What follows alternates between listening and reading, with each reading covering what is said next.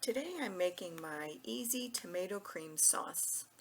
I start with a pound of ground beef. For this particular recipe I use 80% lean ground beef, but feel free to use a leaner beef if you prefer.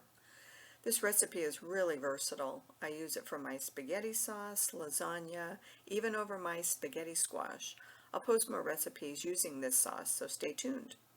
I dice up a large sweet onion and throw that in, and then I add a heaping tablespoon of minced garlic.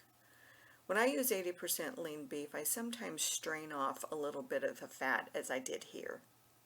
When the beef is all cooked, I add a can of diced tomatoes.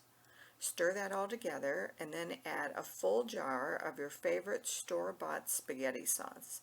I prefer Prego, but use your favorite. Then add a half a jar of mild paste picante sauce and a half a jar of your favorite Alfredo sauce. Again, I use Prego for that. Stir all of it together and let it simmer for about an hour to let all those flavors meld together. For more information, go to thetinkeringspinster.com.